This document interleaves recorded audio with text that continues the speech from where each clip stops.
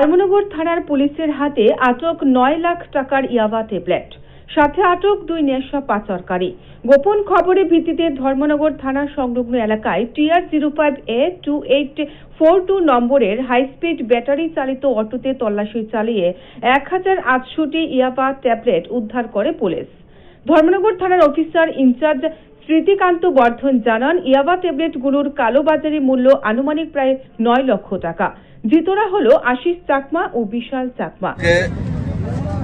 অনুমান 7:30 পৌনে 1টার দিকে একটা ইনফরমেশন আছে গোপন সূত্রে যে একটা TR-05A 2842 একটা হাই স্পিড অটো দিয়ে দুইজন কিছু ড্রাগস মানে লেনদেন হবে বা আদান প্রদান হবে এমন একটা টমটম দিয়ে দুইজন ড্রাগস নিয়ে আইতেছে।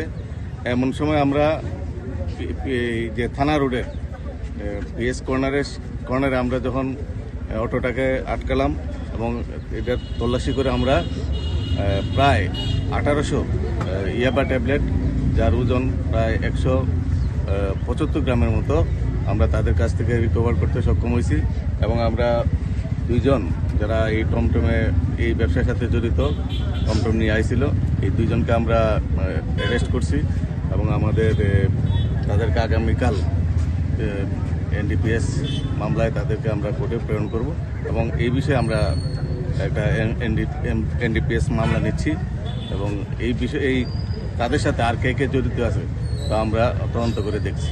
যাদেরকে আটক করা হয়েছে তাদের নাম কি জানতে পারি? একজন হলো বিশাল চাকমা, আরেকজন হলো আশিস চাকমা।